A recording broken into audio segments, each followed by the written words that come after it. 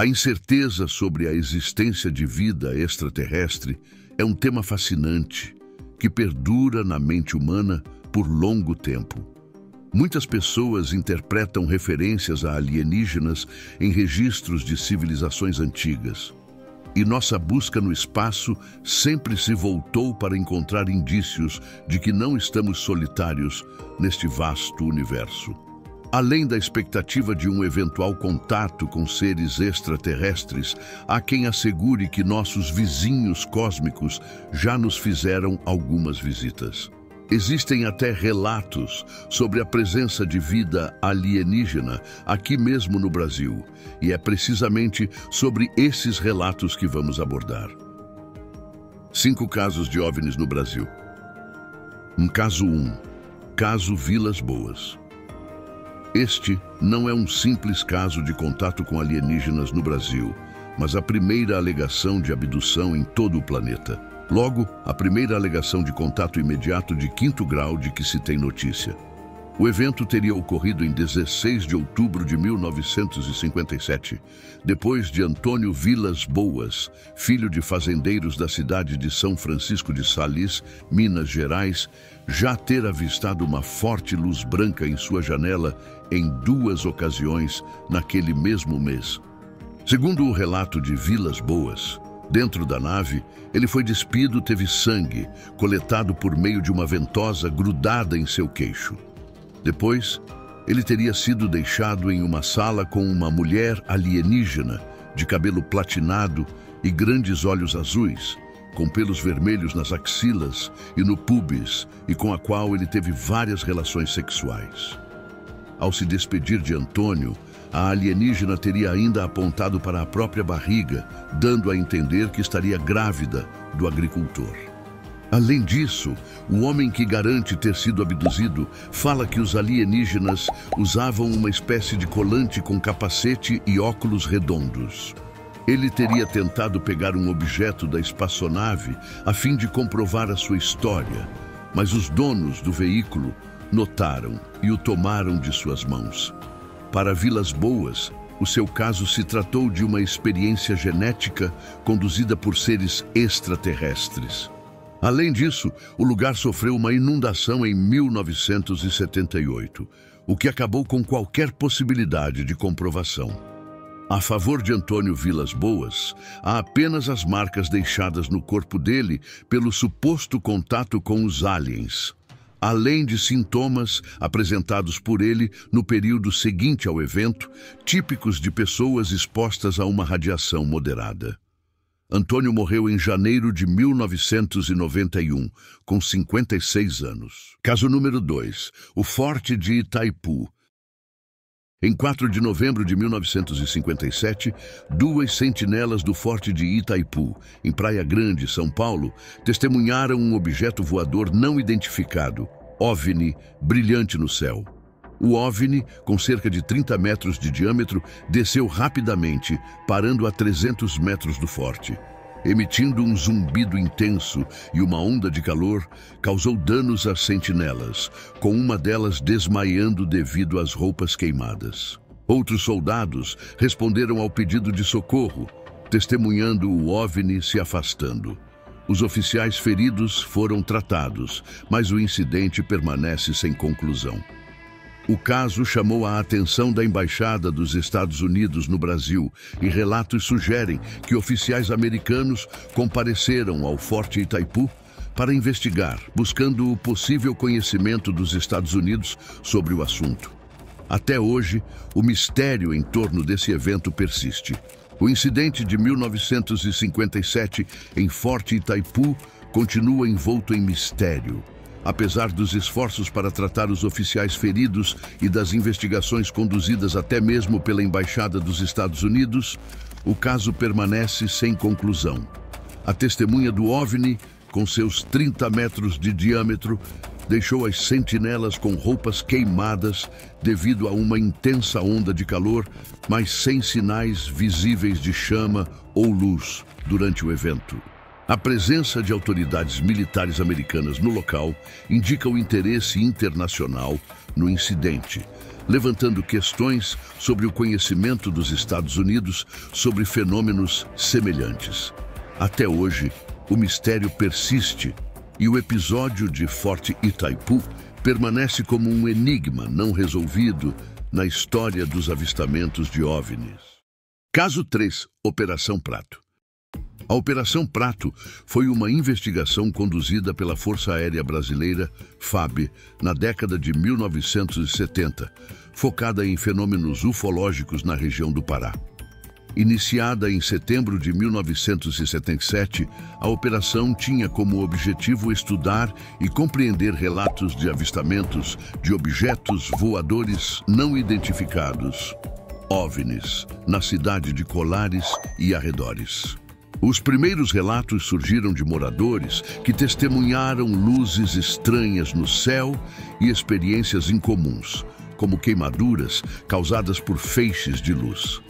A FAB mobilizou uma equipe liderada pelo capitão Uirangê Holanda, enviando-a para a área afetada.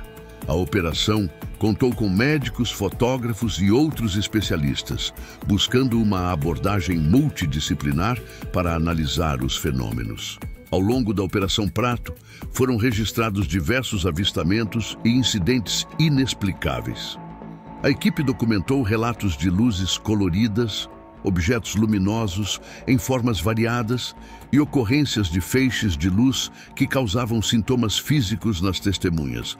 Os depoimentos coletados contribuíram para um extenso arquivo de evidências. Apesar dos esforços para esclarecer os fenômenos, muitos incidentes permaneceram sem explicação. O relatório final da Operação Prato, entretanto, foi classificado como reservado, e a divulgação oficial sobre as conclusões da investigação foi limitada. Isso gerou especulações e teorias sobre o que realmente ocorreu durante a operação e a natureza dos eventos ufológicos. Alguns pesquisadores acreditam que a Operação Prato é um dos casos mais significativos de envolvimento militar em fenômenos ufológicos. O sigilo em torno do assunto alimentou teorias da conspiração e debates sobre a existência de vida extraterrestre. Até hoje, o episódio permanece como um dos capítulos intrigantes e misteriosos na história da ufologia brasileira. Caso número 4. A Noite Oficial dos OVNIs. Em 19 de maio de 1986, ocorreu o famoso caso de OVNIs no Brasil, conhecido como a Noite Oficial dos OVNIs. Tudo começou com a detecção de objetos estranhos pelos radares do Centro Integrado de Defesa Aérea e Controle de Tráfego Aéreo, SINDACTA-I. Caças F-5 e Mirage foram despachados das bases aéreas de Santa Cruz, no Rio de Janeiro, e de Anápolis, em Goiás. Ao todo, 21 OVNIs foram avistados e perseguidos durante cerca de 3 horas, sendo visíveis em 4 estados diferentes: Paraná, Rio de Janeiro, Goiás e São Paulo. Relatos de caças da FAB sendo perseguidos pelos OVNIs e registros das conversas entre os pilotos e os controladores de voo tornaram-se documentos valiosos na ufologia brasileira.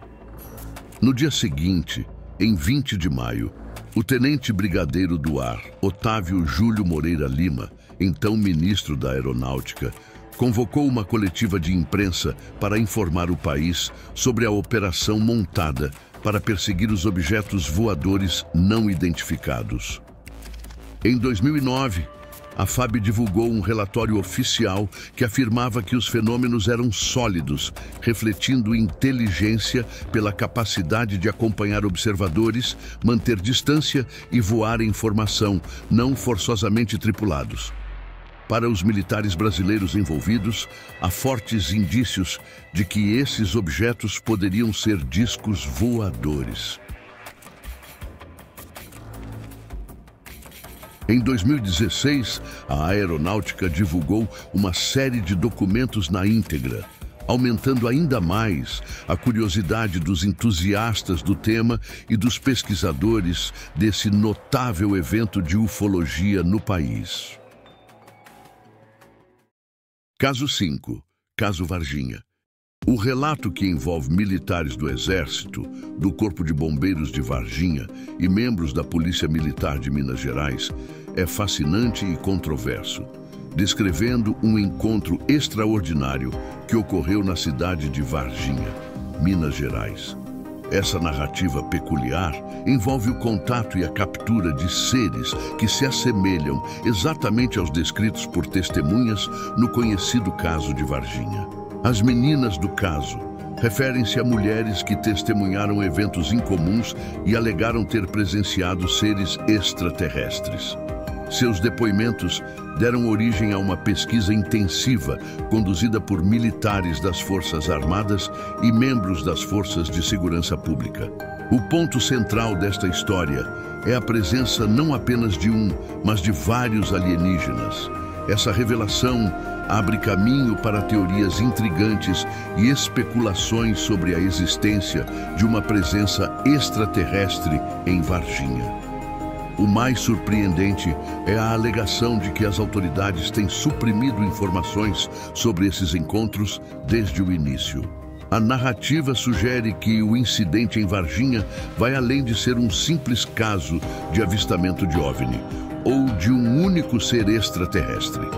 Em vez disso, ele insinua uma trama mais complexa e um possível envolvimento das autoridades na ocultação da verdade. Essa noção de encobrimento alimenta a aura de mistério em torno do incidente, fazendo com que muitos o considerem um enigma não resolvido e uma conspiração que perdura ao longo do tempo.